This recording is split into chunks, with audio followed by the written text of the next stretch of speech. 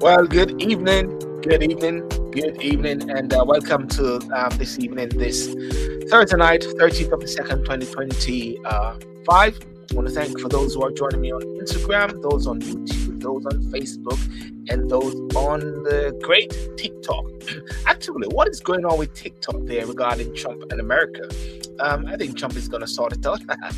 I mean, so I don't know what's the latest on that. There was supposed to be a 90-day reprieve. Well, there's so much thing which is happening in the news. And, topic tonight is Ukraine on Trump's radar and is Gaza deal in tatters.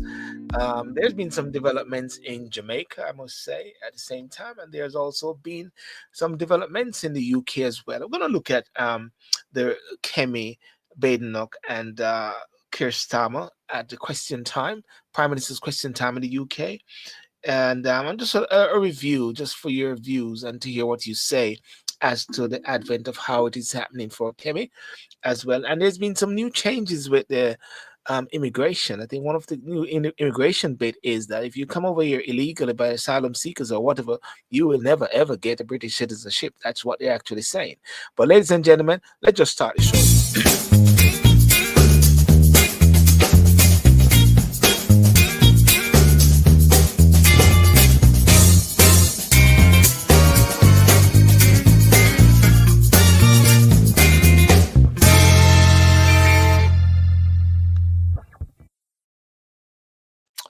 Well, good evening. Good evening. Good evening. I'm just going to be inviting in Sir Garry into the mix. He tends to have all the answers for everything that is happening in the world today. Sir Garry, how you doing, man? How's the week so far? How are we? Well, thank the Lord. Everything seems to be going well for me. Yes. I'm alive, put it that way. I'm alive, I'm well. And so there's nothing to complain about. I've got a roof over my head, got food on the table, clothes on my back. Yes. And so what else more do I need? Well, yes. A lot of people say they like to have this or that, but the basic things of life that we have, I'm grateful. I'm grateful. Yes. You know, it's very interesting as you started about the roof over your head and food and what's happening in the Middle East, especially in Gaza at this time, and with the advent of what Trump is actually saying, that the Gaza stretch there is very inhabitable at this time, and I want to fix it and make it a Rivera. Now, a lot of the persons who have been coming out and been saying to Trump, it's racist and it's gerrymandering. Sorry, what do you call it? I forget what the term they call it. But they all agree on one thing. They all agree on one thing, that the place is inhabitable. And it seems like there's this need for the Middle East and the Arab nations to come together and to formulate a plan and a strategy, because I believe that Donald Trump shoot from the hip and he tries to test the waters to see what anybody will say, But but everyone is in agreement that that stretch there is somewhat inevitable, is inhabitable. You know what I'm saying? Inhabitable. Yes. Yeah. Yeah. Well, I mean, he said it last week, didn't he? Yes. I think he said it last week, and we kind of commented on it. It's something, when you look at it really though, Sil, it's something that no other leader has thought of that in many years. If they have thought of it, it's been in the background. You understand? It's been in the background of stuff. But apart from that, no other leader has been strong enough to say something like that. Now, some people say, well, it's not workable. It's something that can never be. I've heard that, the countries in the Middle East, Saudi Arabia, one of the principal ones, are a bit nervous about that deal. I mean, they're saying they want the Palestinians to have. But if you notice, those who are more or less saying anything about it, it doesn't matter how much is being said, they're the same ones that don't want the Palestinians in their country. They're trying to keep them out. I mean, look at Egypt. If you are able to view the wall between Egypt and where Gaza is, it's a massive wall with barbed wire going up and down the wall. So they're even trying to keep the Palestinians out, even though they're saying that they should have the Gaza Strip or the West Bank. So I think that what Trump, in my mind, now I am not a political animal.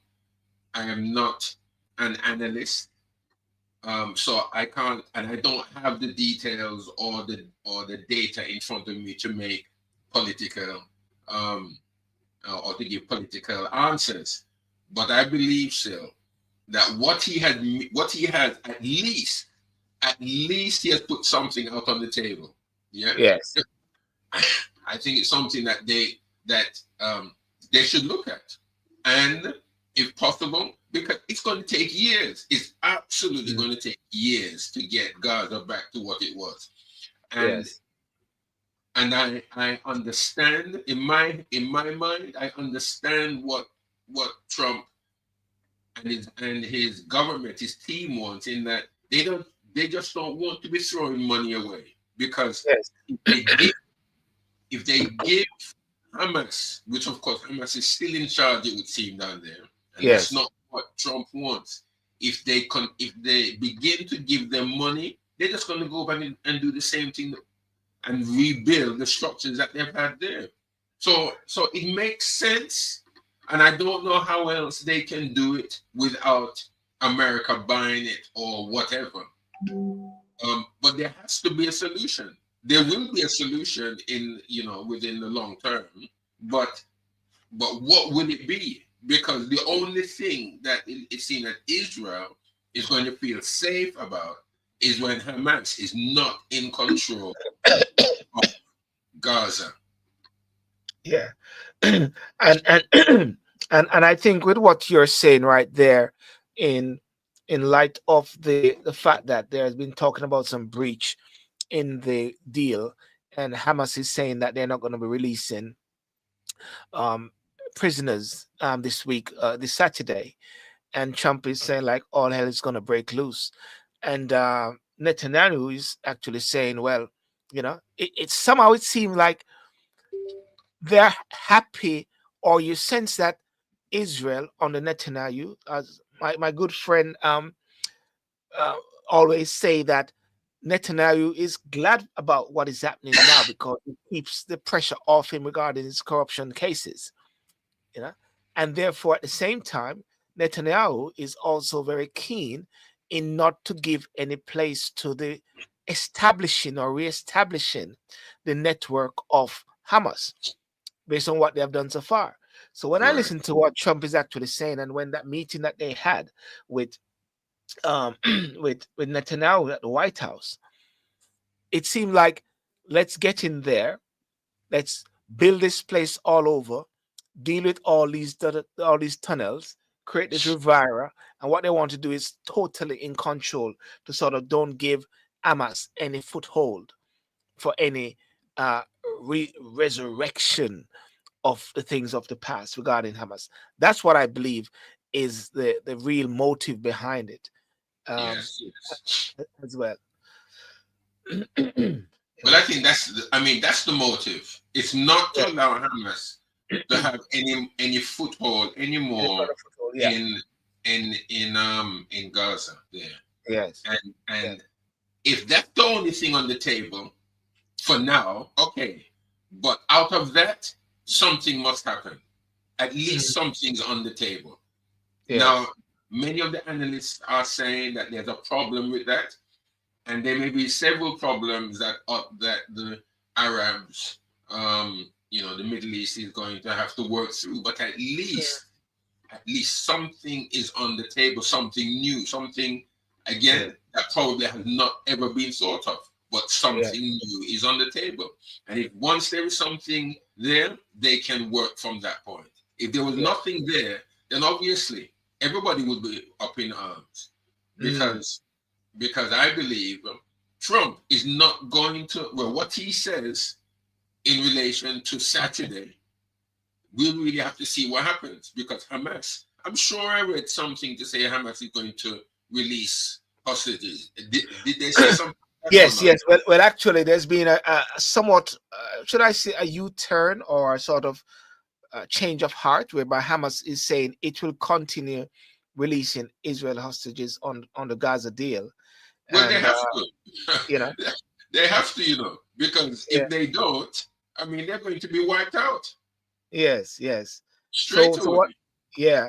So what they're saying is that Hamas said it is committed to releasing, implementing the Gaza ceasefire deal with Israel, and will continue releasing hostages as scheduled, raising hopes that a resumption of war can be can be averted, because that is what they're trying to avoid, going back into this whole thing, because a lot of persons who are coming out of the 16 month of fighting, I think they're saying, um, war-weary Palestinians in Gaza said they are being alarmed by the prospect of a return to fighting after 16 months of devastating war.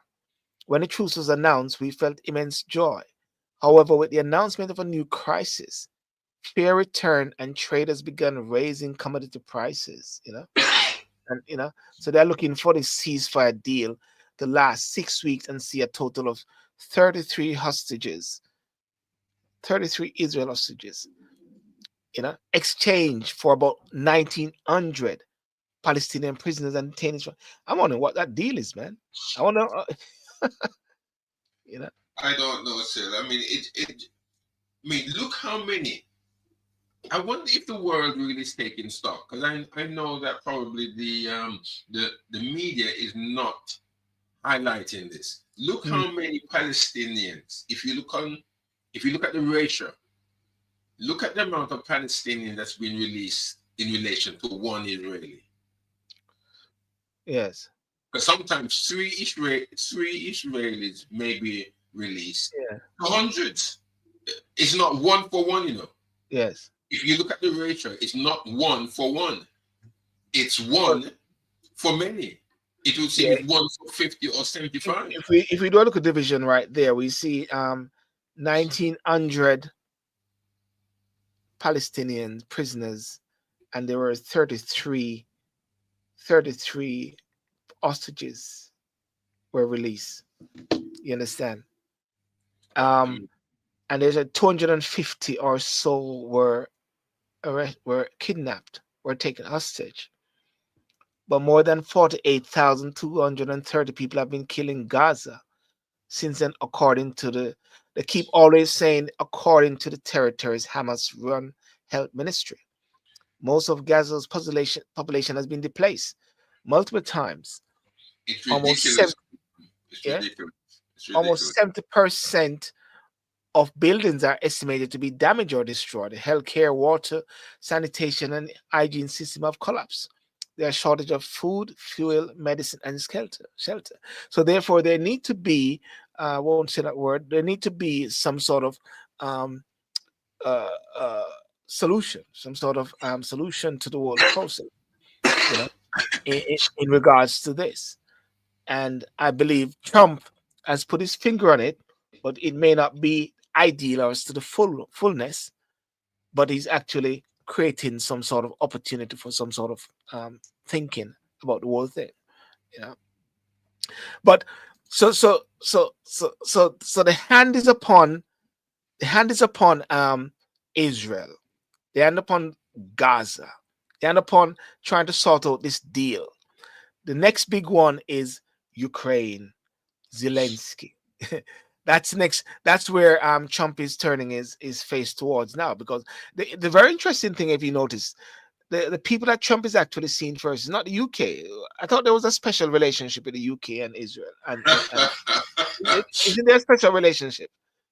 Normally they always see each other first or so like that. Gary, what's going on there? Special relationship has got busted. I don't know. I mean, it's. Well, I don't know. I don't know, my brother. It's Yeah. I think, you see, the relationship is there, But it depends on the person that's in that's in the seat. And I don't think that Starmer and Trump really has hit it off. I don't think so. Well, it is very interesting because we all know that the things that Starmer was saying, we know the things that they were saying about Trump. You know, that has been a factor which is not hidden. I mean, they were talking about the fact that Starmer has even lost the level of background, or what should I say, backbone. You know, backbone when he said that I will not Trump, don't want Trump to win and all those sort of things. But then as Trump won, he came out and saying all great nice things, just like with David Lammy. So yeah. So without a doubt, we can say that there is not a good deal. But at the same time, Trump is actually focusing on the Middle East. I think he's actually tapping in now with India. But the key thing I just want to focus on now is Ukraine and this peace. Trump is saying, let us have this peace. America is under new management.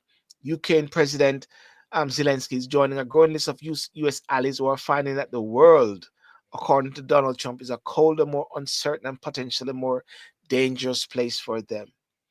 You know, so I think the UK just gave about 150 million support again to Ukraine, but I don't think he's going to be getting that level of support as he has been getting when Biden was sending all those billions also.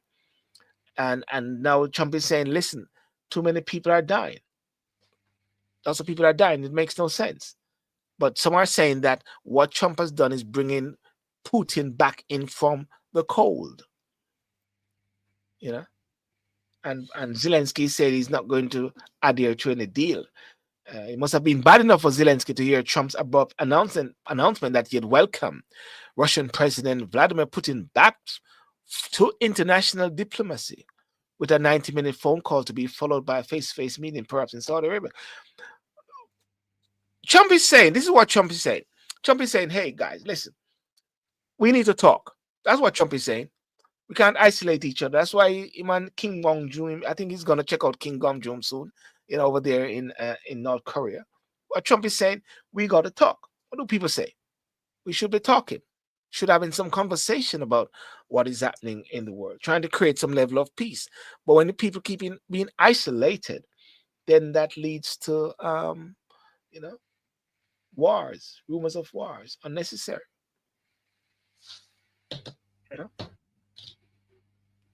Well, I mean, I think Zelensky, you see, I think the only reason why Zelensky has opted or made a decision in what he has made, in that he would consider, the ending of war for land.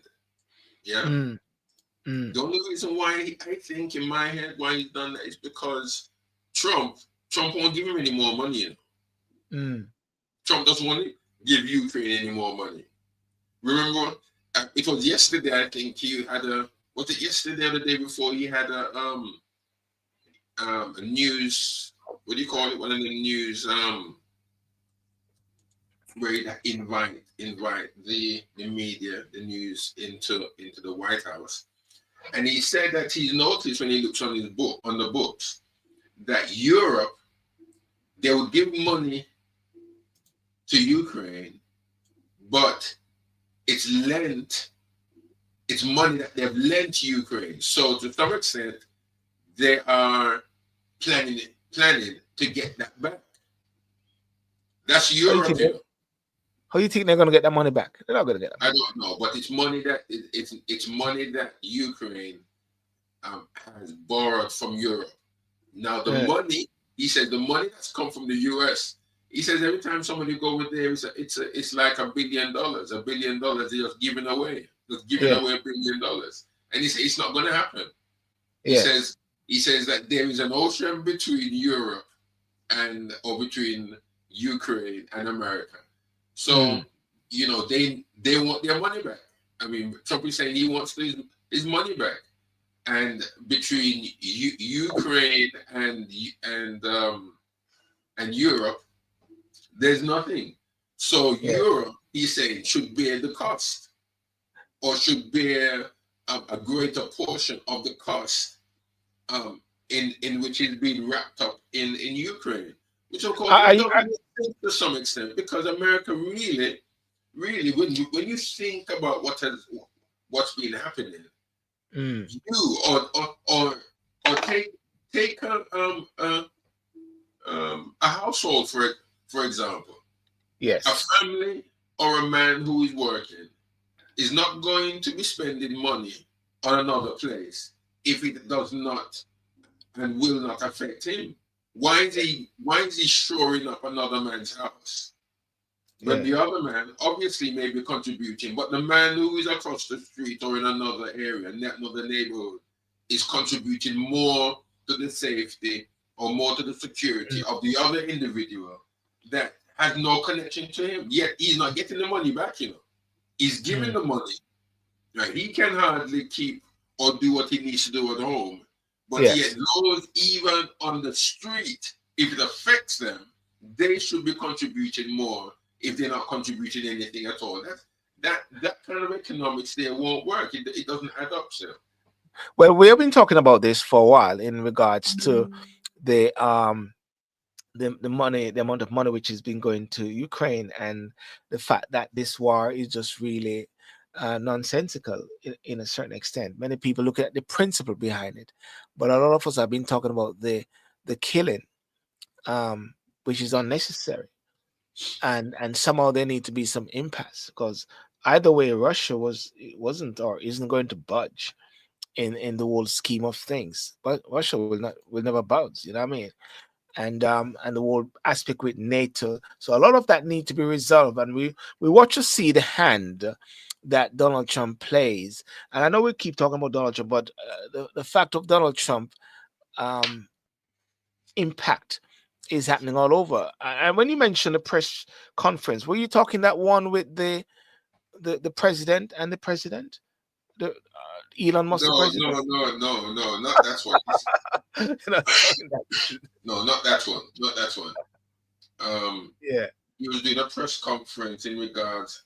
I don't know which one it was now, because I got in either just after it started, or in the middle of it. But he was talking about, about the situation in Ukraine. I mean, as you mentioned, the deaths. I was listening to an analyst, military analyst, a day or two ago again, and he was saying that the amount of Ukrainians who are dying on the field, he said it's ridiculous. Even though it's drone warfare, most of it, but he was saying that as soon as a drone comes up, and the Russians are onto it straight away, and then when they find where the drone is coming from, they then do a sweep.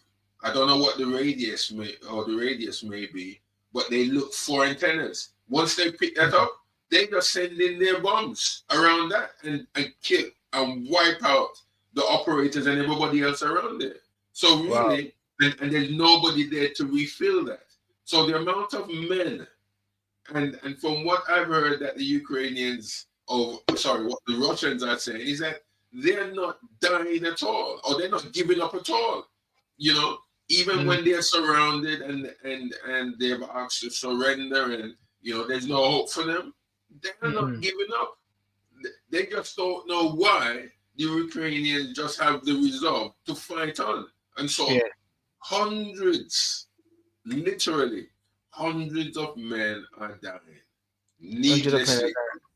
Yeah. So families are dying. Yeah, families are, and you know what is very interesting about it is that I think there's some recent issues going on, and I think we're going to play it when we review the Prime Minister's question time with Kemi and Keir Starmer, if it plays okay. But that deal whereby Ukrainians were able to come to the UK and settle, I think a judge has passed or approved for a family in Gaza to also come to the UK under the same sort of principle as when people came from Ukraine to settle. And there's some sort of stink which is happening now in regards to immigration, because of course there's some recent immigration rules which were passed recently where they're talking about persons who come in illegally. Those are both people, asylum seekers or so. Well, I think they say more illegally.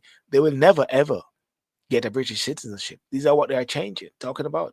And Kemi Badenoch with the Conservative Party is talking about, as we spoke last week, that persons who have gotten their indefinite leave to remain, normally it takes 12 months. After 12 months, then you apply for your British citizenship.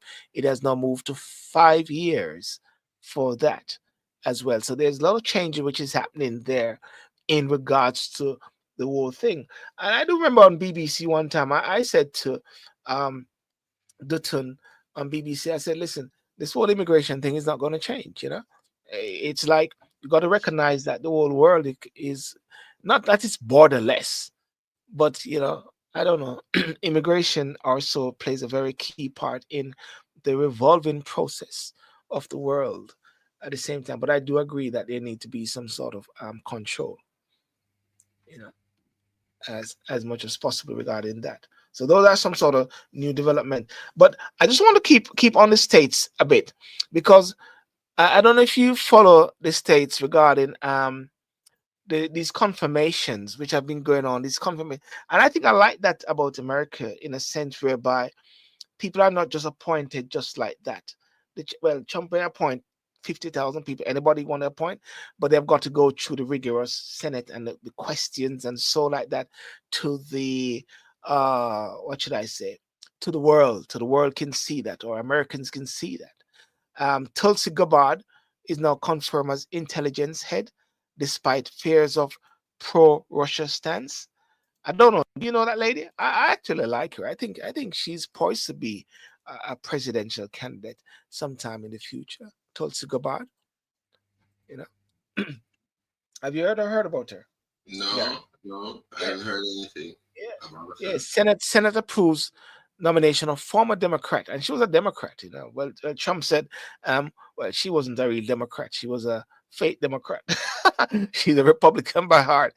Nomination of former Democrat as Mitch McConnell was the sole Republican to vote against Trump pick.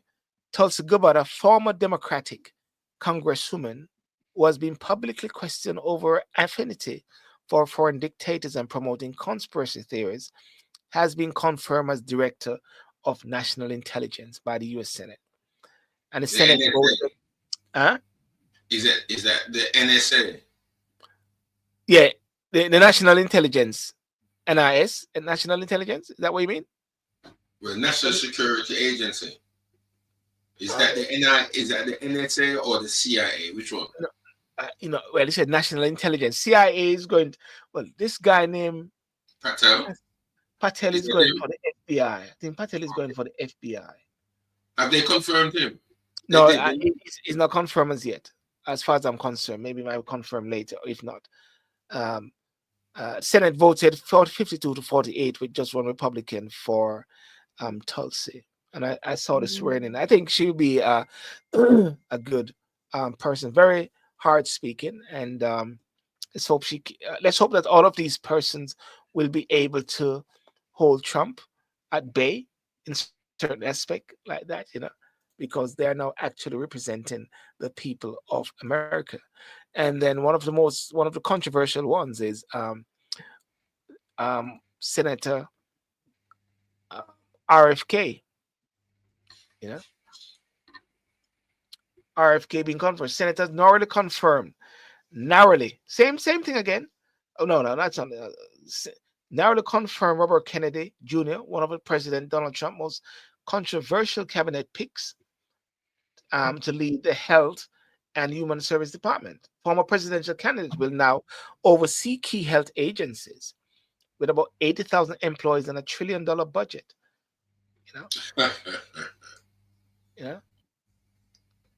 So therefore, the vote is Senate is putting in late night, early mornings. Lawmakers also approved Brooke Rollins as head of Department of Culture. Vote of 72, 78. So they're all going through. I'm not seeing anyone which has been taken out by not voting or persons who had resigned. Kennedy is the second controversial cabinet pick. You know, Tulsi I mean, Gabbard. Yeah. when you think about it, Trump has come back in this. He learned a lot in his first term. Yes.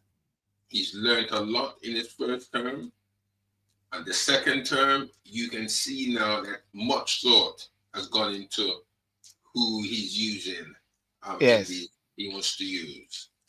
And he seems to be a little bit more steady in a sense. Yes. Even though he fires off, but he's not on Twitter that much. He doesn't use But he's on truth. He's on truth and social. But he's not doing that even. Not as much as he did in the first term. Yes. Not as much. So he's kind of steady, and he's allowing. I think he's speaking.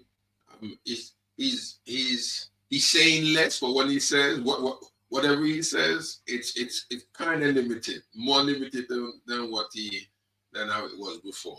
But I think that I think that people are more seeing whether, because there's a lot of people. There is a lot of people, black and white, who are now regretting putting Trump in. There's a lot. They're coming out of the woodwork. But they're regretting Trump. Yeah. There's a lot of people who are supporting him. Don't get me wrong. There's a lot of people who put him in. There's a lot of people who put him in. And that goes without saying. I can't speak against that. But there's a lot of people who may have also voted and are now sorry. Yeah.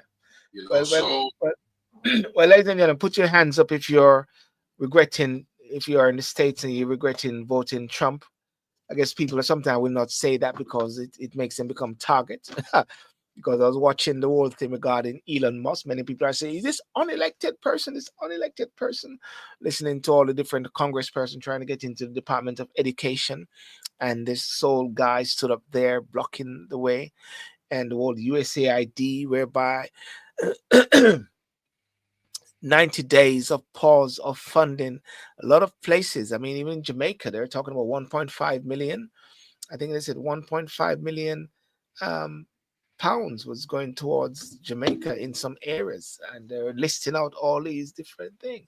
I think the whole thing is like a resetting, which maybe the Trump factor, maybe America need to do a resetting thing, and it's so very important that even Congress, that they should really be coming together and to see what is and what shouldn't be, because Garrett, because I believe one of the thinking maybe behind Kennedy when they started up this USAID, I think it was Reagan or Kennedy, I think it was Kennedy, it was somehow to go into troubled areas and trying to make life better at the same time.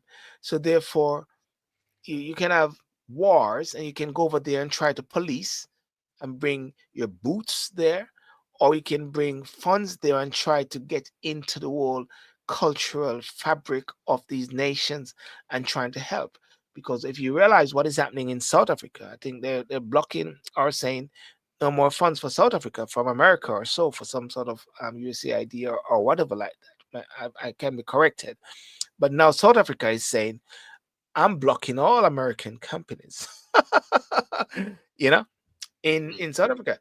But I believe that all of this is a wake-up call, and I believe it is good for, in principle, for Caribbean countries, for African countries to wake up and look at it and say, hang on a second, maybe this is what we need in order for us to go in a level of self-sufficient, self-sustenance, and trying to build our own as much as possible. That's what I think people are maybe looking at. Maybe that's what the president of South Africa is actually looking at as well, looking at inwardly, So these are some fundamental development, because what you're seeing also regarding in the USA and also in the UK now, the pressure of reform, with the conservative actually maybe being pushed by reform and the immigration factor. They're clamping down on immigration as much as possible.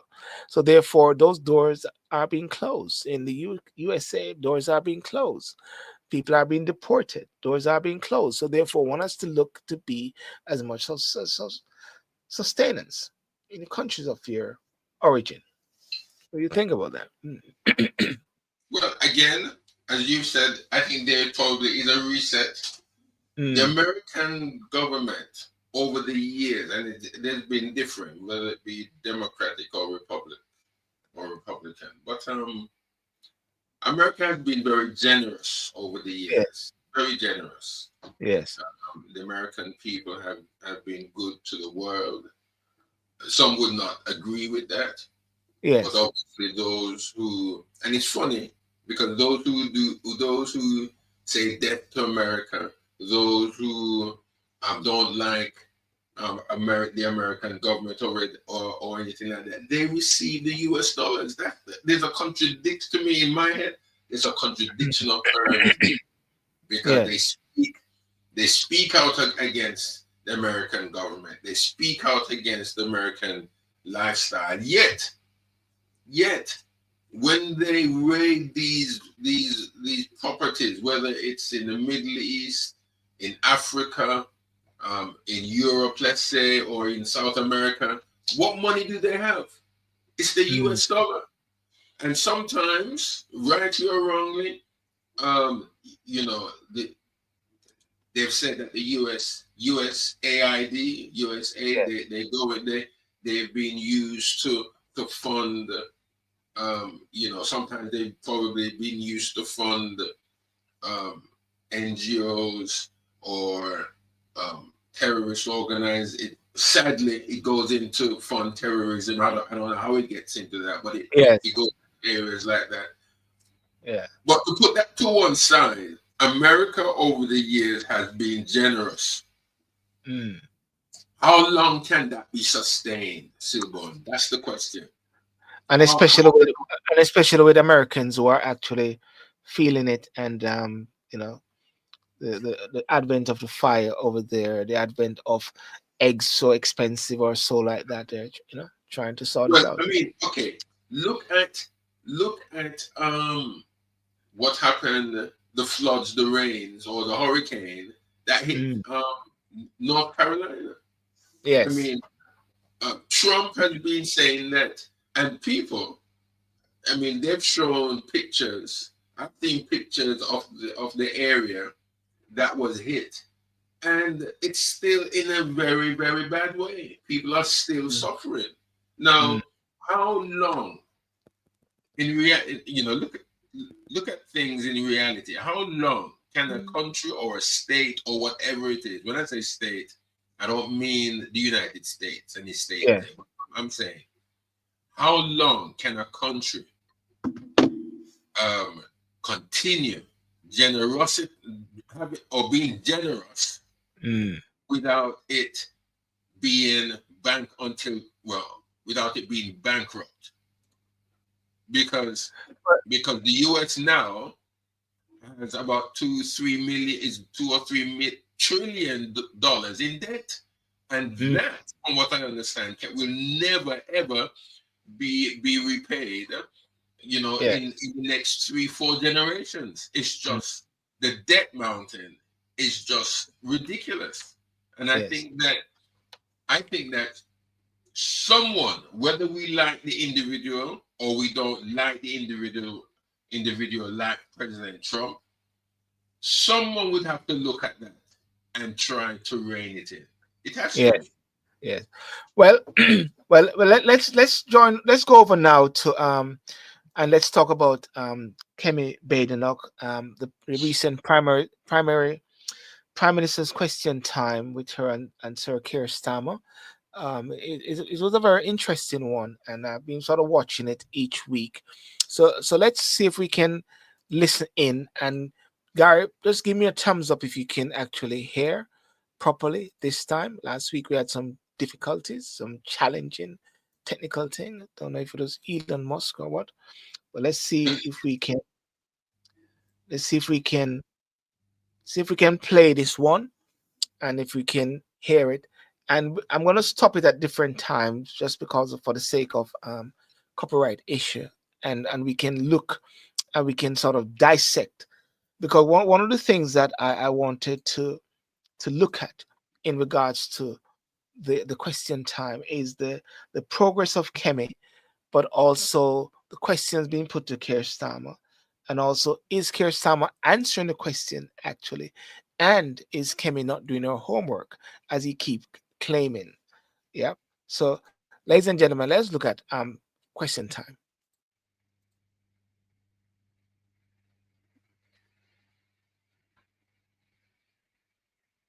Can't hear it.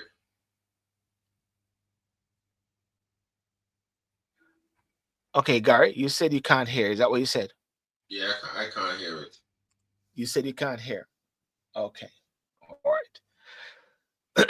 Okay, you say you can't hear it, and it just started. So let me see to see what is happening there. I'm gonna play it. I'm just gonna let it play, and then I'm gonna listen to it on my other device. Okay. All right.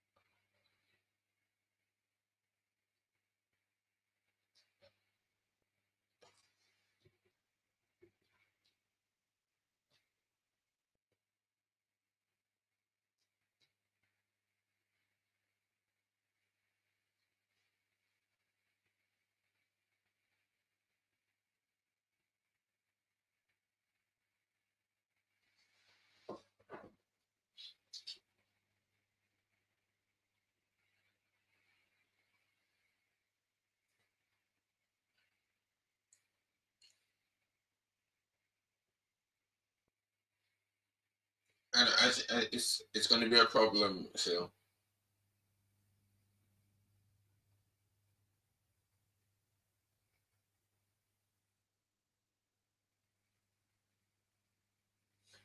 You muted your mic. No, I know my mic is muted. You muted your mic. I know my mic is muted. I know my mic is muted. In order for it to play effectively. So what you're trying to say, you weren't able to hear anything. Is that what you're saying, Garry? Nothing at all. When you shared it, I mean, are there any boxes that you should have ticked off or? Okay, I know what I'm gonna do. Let me stop sharing this. And because I did something last week. Last week I did something and it actually worked. Let me see. On this platform here, it's very important to really hear this. So I'm going to put it in one there.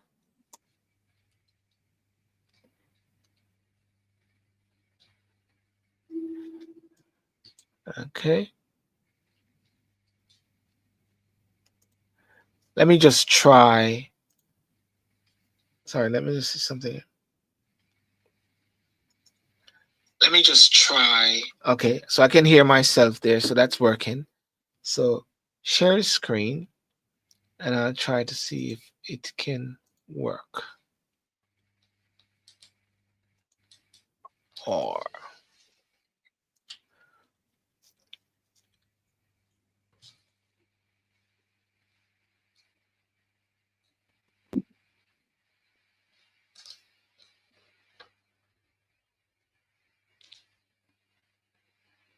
can you hear Garry?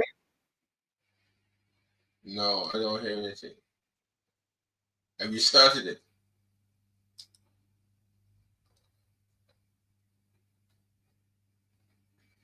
Okay, no problem. That's all right. Let's do a process. Let's do some process here.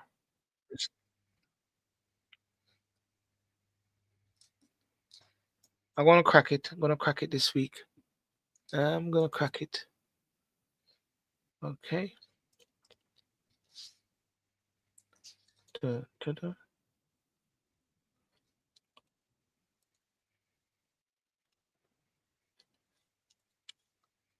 try this again.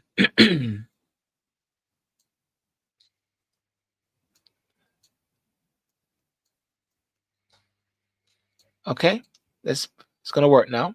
This is the moment. Leader of the opposition. Did you hear? Heard that. You heard that? Okay.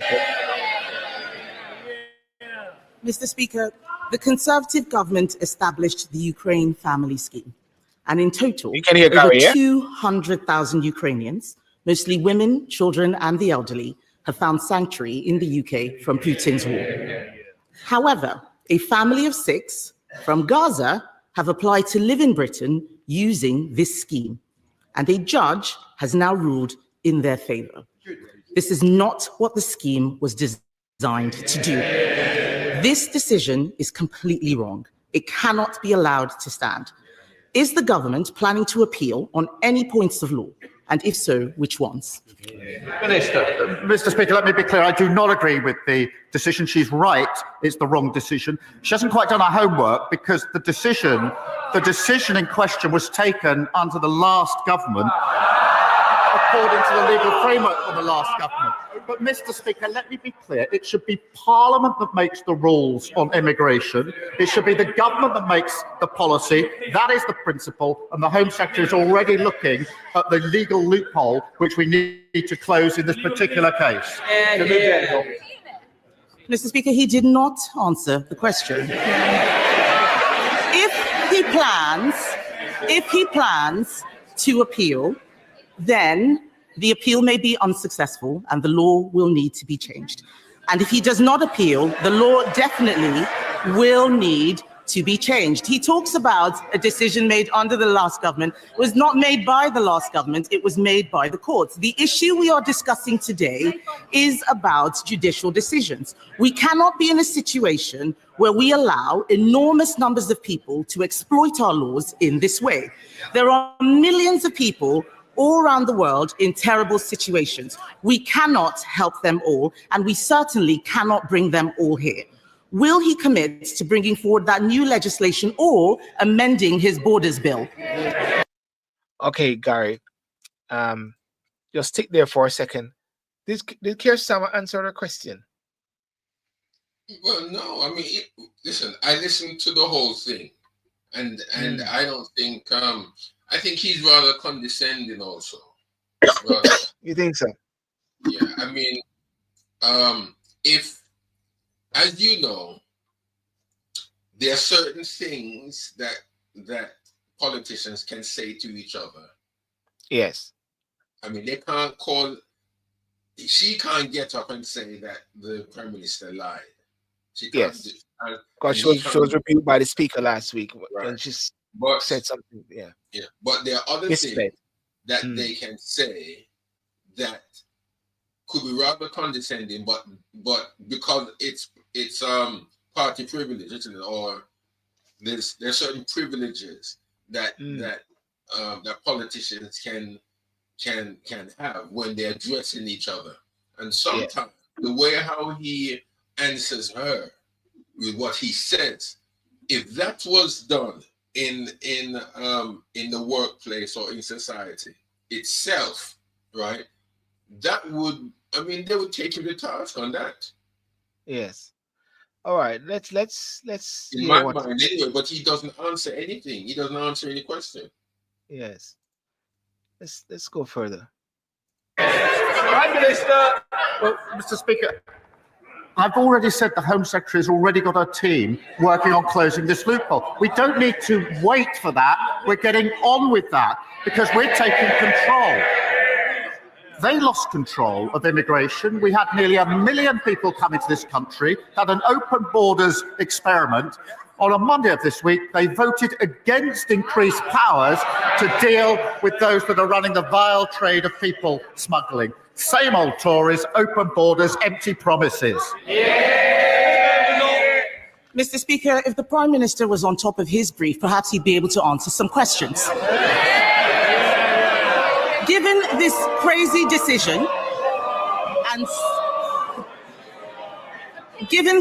decision and so many others, new legislation is needed to clarify the right to a family life in Article 8. I'm not talking about what he just said. I know Labour MPs don't understand much of what they're saying, but the Prime Minister literally wrote a book on the European Convention on Human Rights. This is a situation where we need to put our national interests before the ECHR. Does he agree that we should legislate even if lawyers warn that this might be incompatible with human rights law? Prime Minister. She complains about scripted answers and questions. Her script doesn't allow her to listen to the answer. Garry, this guy is a lawyer, and this guy is actually using his skill set. You know, that's what he's doing, and he's actually moving away sometimes from the issues and trying to hit at her below the belt. That's why I said she don't follow her script, or she follows her script and she cannot deviate from it. You understand? It's like to say she has no wiggle room. That's what he's implying, and what he's saying is that I have answered the question, and I believe one of the trap that maybe Kemi is falling into, which unfortunate any conservative leader would be, is that anything she says, he will always come back and say, 14 years of you guys, 14 years, because of course you can still use that 14 years now because they're just 6 months in or so. But after 1 year, they can't keep using it, but they can still sort of keep alluding to the 14 years of Tory mismanagement. And that is what I believe that Kemi is finding herself falling into that trap, unless she's trying to find other questions in a way. But anyway, I don't know if you have any point on what I just said there a while ago. No. I mean, they're valid points, and I mean, they do address the issues at hand anyway. Yes. Okay. Let's go on to what Sam said.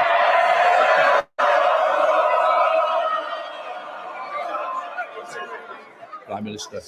She asked me if we're going to change the law and close the loophole in question 1. I said yes. She asked me again in question 2, and I said yes. She asked me again in question 3. It's still yes. Mr. Speaker, he didn't listen to question 1. I asked if he would appeal the decision. He did not answer that. He's not listening. He's too busy defending the international human rights law framework. Mr. Speaker, this case has arisen because a Palestinian came to the UK from Gaza in 2007. He is now a British citizen. This is precisely why we need to break the conveyor belt from arriving in the UK to acquiring indefinite leave to remain, and then a British passport, and now a right to bring 6 family members here as well. Just last week, the Prime Minister bizarrely claimed that a British passport was not a pull factor for those coming to the UK. Will he now support our plans to toughen the process on indefinite leave to remain and make getting a British passport a privilege, not a right? Prime Minister. Speaker, they presided over record high levels of immigration, reached nearly 1 million. It was a one-nation experiment in open borders. And she was the cheerleader. She was the one campaigning for more people to come and thanking her own side when they thwarted her campaign. So before she lectures us, I think she needs to reflect on her own record and her own record here. Mr. Speaker, he is the Prime Minister now. The people out there. Okay, let's take a pin right there. What do you think about that point there? 2007, these persons came into the UK, and then they got their British citizenship from 2007. How many years is? How many years is that? Yeah, 2007 to 2025. That's 18 years. There's people who've been here that still can't get it. How did he get that? Is he working? How is his job? Well, the person was an asylum seeker. They gone through the process. And I think they're following the laws because the laws is that asylum seekers weren't prevented from applying and going for indefinite leave, and then going after indefinite leave takes another year, and they go for their British citizenship. But of course, the Conservatives actually wanted to move the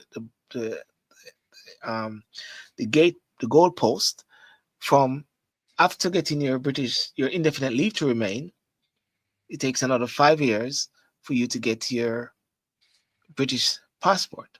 After 1 year, you normally could, but after 5 years now, you got that. They're proposing for it to extend to 5 years. But I believe the Labour Party has recently amended some immigration rules whereby persons who are illegal asylum seekers or persons who come in by the boat or so like that will never ever get citizenship. Now, one of the things that I've been seeing and through social media space is a lot of Africans, Black people, are actually having a go at Kemi for her position and her stance on this. While I sometimes say it is her stance, but she's the stance of a party. I wonder sometimes if it is trying to upstage reform, appease reform. And, I just wonder, Garry. I just wonder. But let's listen to Kemi further. I want to know what he is going to do about the situation. He needs to spend less time whining about the last government and do his job. I thought, Mr. Speaker, that the Prime Minister and I both agreed that Israel had a right to defend herself. Yet the judge in this case noted that the family were facing a humanitarian crisis, and I quote, as a consequence of the Israeli government's indiscriminate attempts to eliminate Hamas, and government lawyers accepted this. Is the Prime Minister allowing lawyers to change the position on Israel? And was this because of advice from the Attorney General? And if not, why on earth did government lawyers accept the argument that Israeli actions were indiscriminate? Prime Minister. They put the complete opposite argument. She talks about on top of her brief. She has no idea what she's talking about. I'll tell her again. We need to change the law. That's why the Home Secretary is already closing the gap. I know the script doesn't allow any adaptation, but this is getting tedious. Mr. Speaker, the Prime Minister has not read the judgment. I suggest that he does. There are very serious questions now. There are very serious questions now being asked about the Attorney General, the Prime Minister's personal friend and donor. Even Labour ministers are concerned. One Labour peer, Lord Glassman, has called him the absolute archetype of an arrogant progressive fool. If we are serious about protecting our borders, we need to make sure we appoint people who believe in our country and everything we stand for. It is not clear the Attorney General does. The government is now recruiting a new Chief Inspector of Borders who lives in Finland and wants to work from home. This is not serious. Why should the British public put up with this? Garry, you heard that question, yes? Yeah. You heard that question? You heard that question, yeah? I heard. Okay. Listen to the answer. Listen to the answer from the Prime Minister. Prime Minister. The individual in question was appointed in 2019 by the last government to a senior position. He then worked for 5 years from Finland. We've changed that, and he's now going to be working from the United Kingdom full-time. Finland under them. And she talks about the Attorney General. She sat round the cabinet table with an attorney who was later sacked for breaching national security. Yep. So there we go. Prime Minister's question time with Kemi Badenoch and the opposition leader. What's your take? What's your take on this Prime Minister's question time? Well, I mean, to me, it's like the rest. I mean, I don't think there's anything new that comes out by way of. I mean, I know it's different issues that are being questioned. Yes. know, and highlighted. But the Prime Minister does not answer the questions that are placed before him. And as you said, at times when he does answer, you know, it's as you would use the term, it's below the belt kind of thing. He shirks or he sidesteps the issue. He doesn't really answer what's before him. And he makes, I think, little snide remarks. He comes across condescending to me against Kemi, you know. Mm. If Kemi should really answer him back, I think if she could answer him the way how she could answer him, it could land her in a lot of trouble. Yes. Because I mean, black people have a way of answering direct questions. White people, if I can use that term, white people, they're more diplomatic, and that is why I think a white opposition leader probably would have used terms and words to answer the Keir Starmer. But I think that Kemi is doing well. She's doing as well as she can. Yes. The hand that has been served her, I think she's doing well. I think she's doing okay. You know, it's just that I think that the government at this moment in time, you see, again, the government hasn't really got a good reputation. Even though that reputation is how many months? 5 months? 4 months? I don't know. I mean, when did they July. Okay. July, yes. 6 months now. Yeah. So 6 months reputation is not good because I mean on the economic side, you know, on the side of finance, on the side of the environment, on the side of social action and such. Okay, they're the government; they can do what they want, basically. But I don't think the country really is behind them. I don't feel that way. I don't feel that. Yeah. Okay. Well, ladies and gentlemen, that's it for Kemi Badenoch and Prime Minister's Question Time. Love to hear what your views are in regards to hold on. Hold on. I mean, I just like to make mention, really. I don't know if anybody saw Preston last night. I don't know if you saw Preston. Preston. No. What ITV. What was he saying? ITV on BBC. Well, it's not so much Preston. It was Jeremy Corbyn. Jeremy Corbyn was on it last night, and I mean, obviously he was expelled from the party, wasn't he? Yes. He's an independent. He's an independent. Right. Jeremy Corbyn is an independent. He's not a fan. He is not a fan of Starmer. He's not a fan. Not a fan of Starmer. Yeah. So I mean, he says basically that Starmer, I think if I can properly interpret what Corbyn says about Starmer on some issues, is that he says that he'll either do it but he doesn't, or he will do something but he doesn't. So he's neither here nor there. And the Labour Party really, I don't think, if there was anybody who is anybody in the United Kingdom who should have had a good word of what the Labour Party has achieved and is doing, would have been Jeremy Corbyn. And Jeremy Corbyn really, who is a staunch Labourite, if you want to put it that way. You know, he didn't have a good word at all to say about the Labour Party. Right. Or what Starmer is doing. Put it that way. Yes. Well, listen, I want to do thanks for that, Garry, there. I want to share something in regards to Jamaica. Today was the opening of Parliament. I'm going to show you this video whereby there were a couple of senators, and I think it was very impressive. with a couple of senators that were appointed by the Prime Minister, and they were sworn in. Can you see that? Wasn't it? I'm sorry. Yeah, today. Can you see that? Can you see that screen? Let me know Yeah. if you can see that screen. Let me know if you can hear anything. Yeah. Orlando Sydial, do solemnly, sincerely, and truly declare. Did you hear? Did you hear, Garry? Yeah, thumbs up, yes.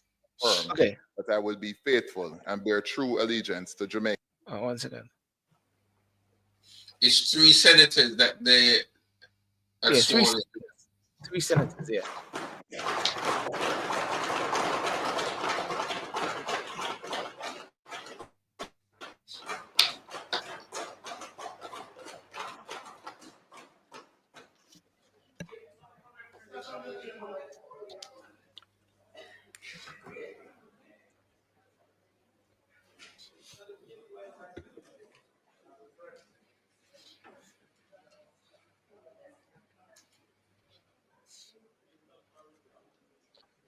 And you can see the Prime Minister sitting there with next to his wife. Dr. Elon Beresford Thompson.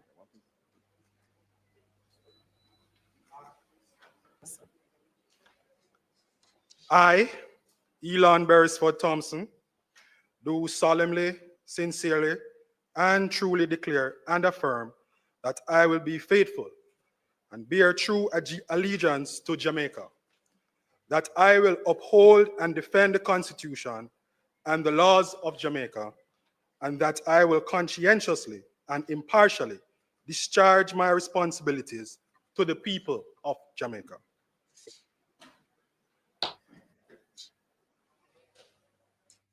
Are they PNP or Labour right? Which one? The Prime Minister appointed them, so they would be Labour rights. A couple of them resigned, and one became a parliamentarian, so therefore seats became vacated. Seats became vacant.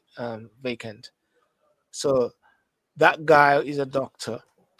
I think what I'm finding impressive about it is the fact that the Prime Minister is raising up young men, young leaders, which I can say for the Labour Party as well, as senators, as lawmakers. But look at the fact that he went across to the other side, and you can see the camaraderie at the same time. So that's a JLP guy going over to the PNP side, shaking all their hands as well, and that's the whole thing about this whole thing. The whole thing about this thing is that they're all mates, they're all friends, they're all colleagues. Yeah, all of them. You know, I mean, in the political circles, whether it's here in the UK, in America, or in Jamaica. Mr. Delano Orlando Sydial. Yeah, this is Delano. This is a mate of mine, and he has been on my show a couple of times. He's always with Ed Bartlett. We interviewed him a few times, and yeah, he's a strategist guy regarding the Ministry of Tourism. In the Ministry of Tourism, he chat with the Minister of Tourism a lot, Ed Bartlett. Where is he now? Mr. Delano Sydial. You lost the picture. I, Delano Orlando Sydial, do solemnly, sincerely, and truly declare and affirm that I will be faithful and bear true allegiance to Jamaica, that I will uphold and defend the Constitution and the laws of Jamaica, and that I will conscientiously and impartially discharge my responsibilities to the people of Jamaica.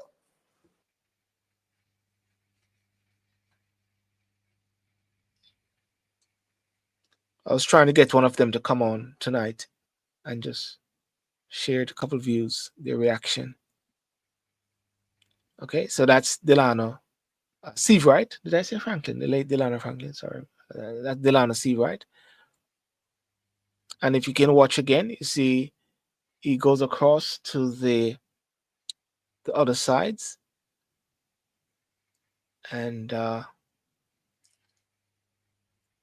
that's the Minister of Foreign Affairs.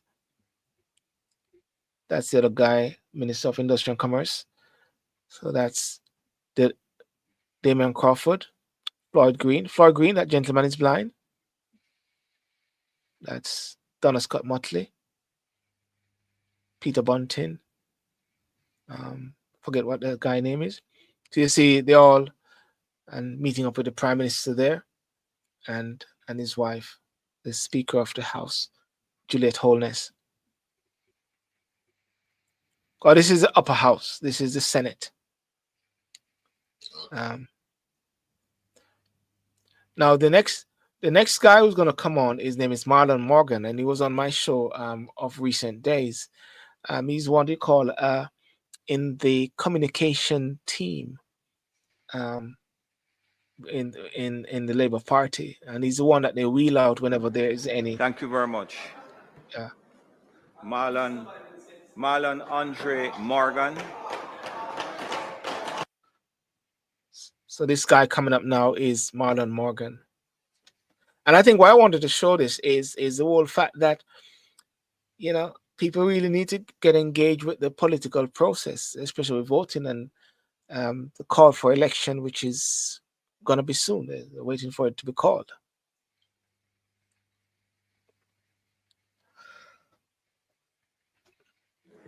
Mr. Marlon Andre Morgan. I, Marlon Andre Morgan, do solemnly, sincerely, and truly declare and affirm that I will be faithful and bear true allegiance to Jamaica, that I will uphold and defend the Constitution and the laws of Jamaica, and that I will conscientiously and impartially discharge my responsibilities to the people of Jamaica.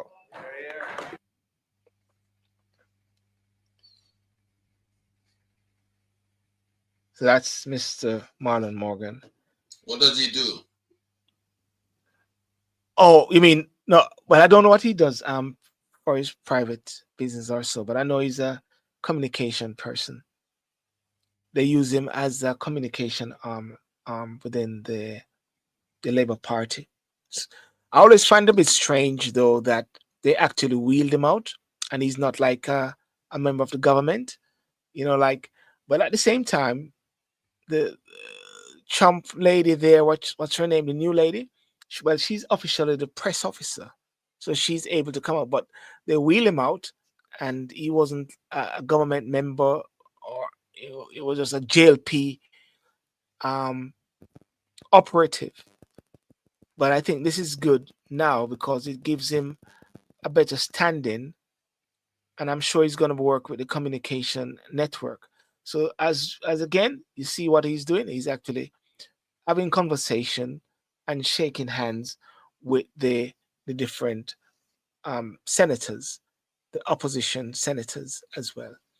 And then he moves over to say hi to the Prime Minister. And the Prime Minister is saying to him, go back and share, go back and talk to the people. go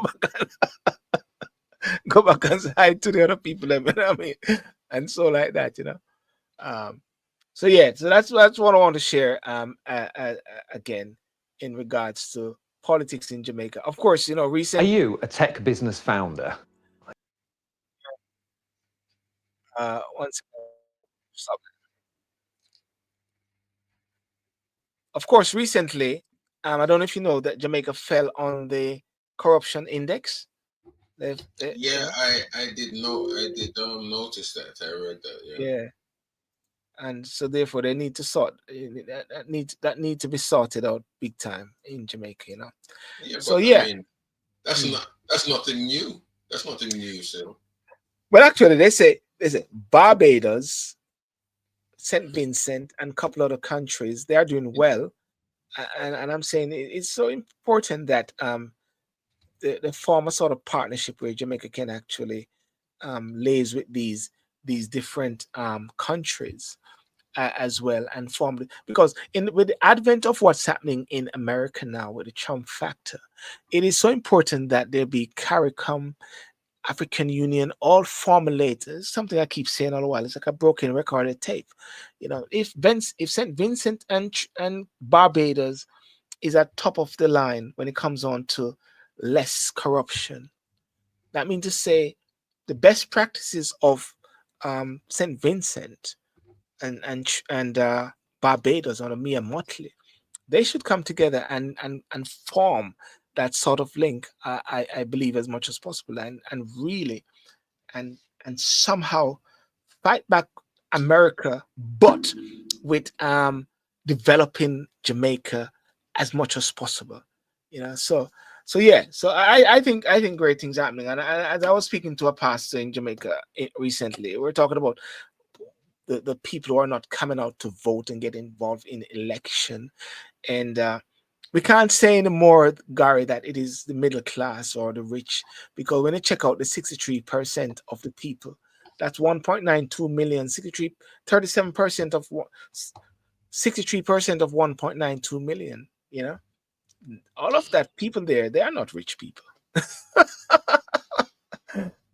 So a lot of poor people are also not engaged or not involved or not happy with election and getting involved with the election system. But it's very important that all Jamaicans, likewise, even in the UK here, likewise in the US, well, the USA, we saw what happened recently. It's a Trump world. Whereas we see what happens at the next election in Jamaica. Will it be Mr. Golden, or will Prime Minister Andrew Holness retain a third term? I'm very wary about third-term politicians, third-term leaders, especially in the Caribbean, because they can be a level of arrogance and pomposity which can be hard to pull out. So I'm not so much of a keen fan, of 3 terms parties as well. Yeah, Garry, are we good? We're good, man. Let me ask you this.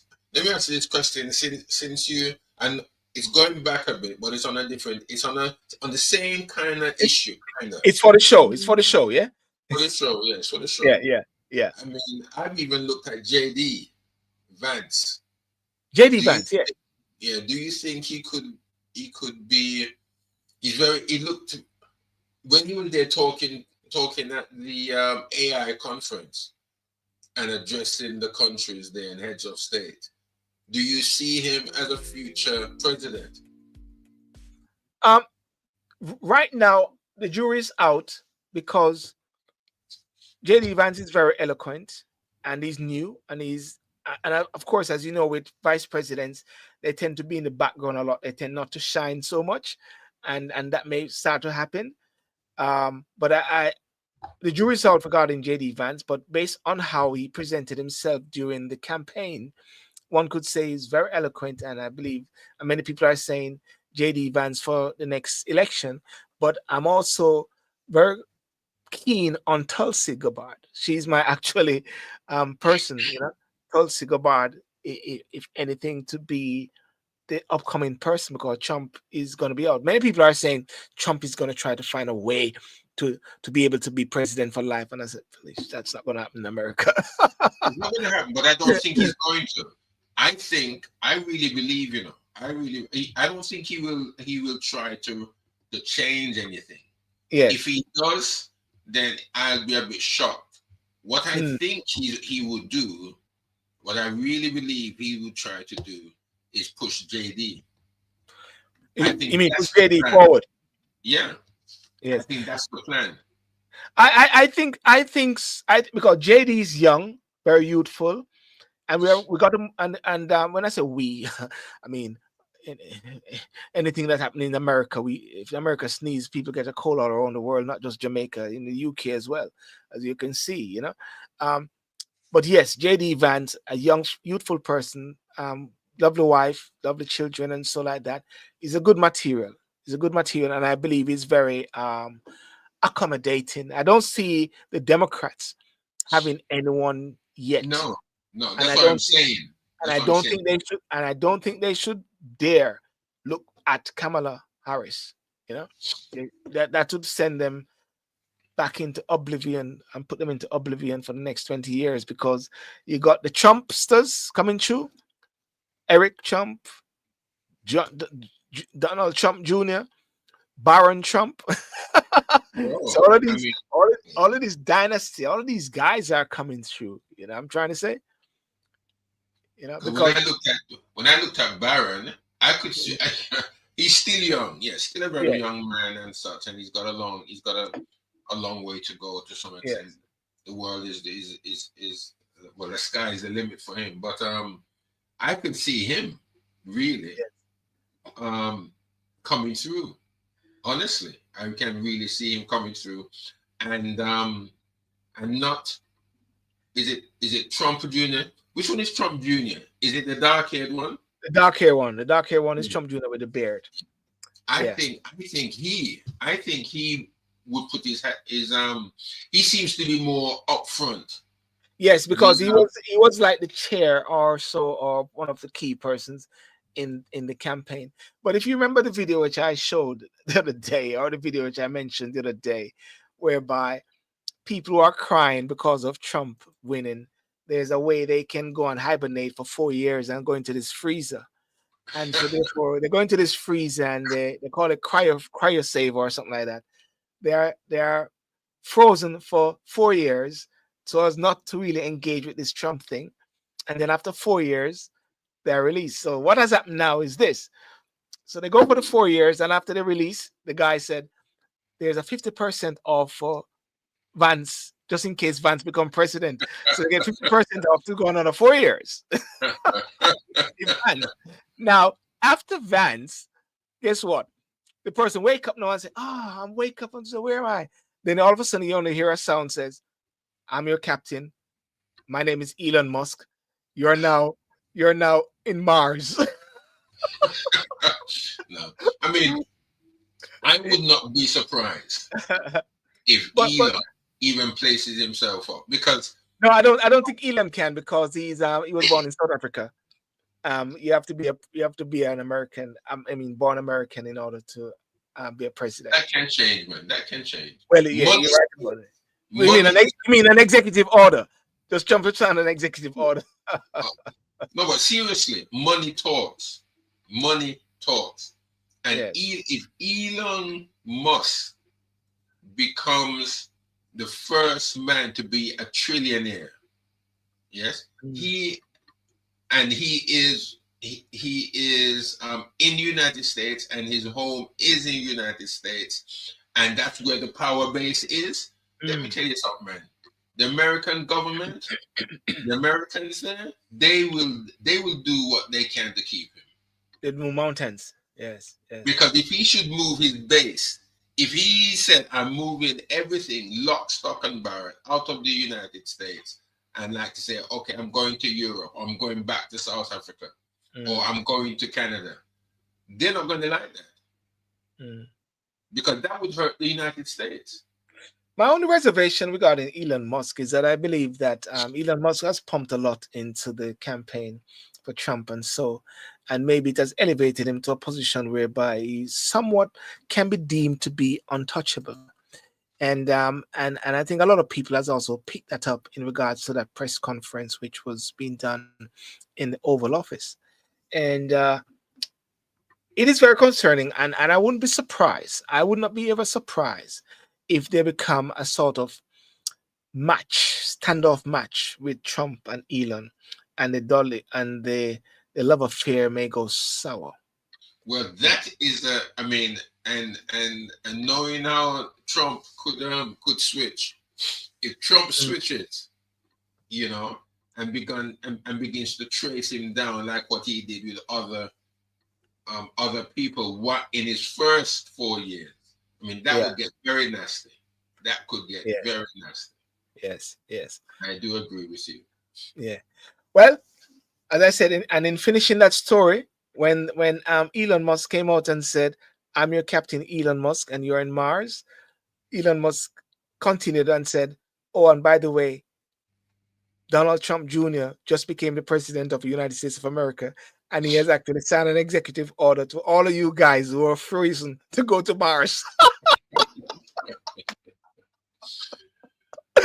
So what he saw is after Trump, you got Vance, and then after Vance, you got Trump Jr. So what Trump has done actually around himself, he has surrounded himself with lots of young, bright persons. And I believe I've seen something also with Andrew Holness, whereby he's surrounding himself with young, bright men as well. I don't know if the ideological factor is in place for people to really remove the king and to Jamaica to become really independent. I don't know. Let's watch a space. And regarding the election, which is upcoming in Jamaica, we'll see how that goes.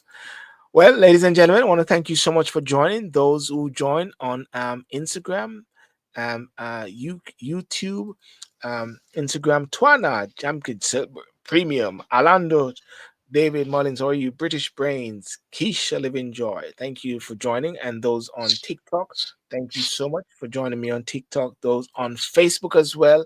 And ultimately, those on YouTube. I want to thank you very much. And Saturday night, let's go for talk and sip. Let's go review. I'm going to show you if I can get some more different guests from Jamaica as to the whole new opening of Parliament. Okay, Garry, good night. Peace out. God bless you.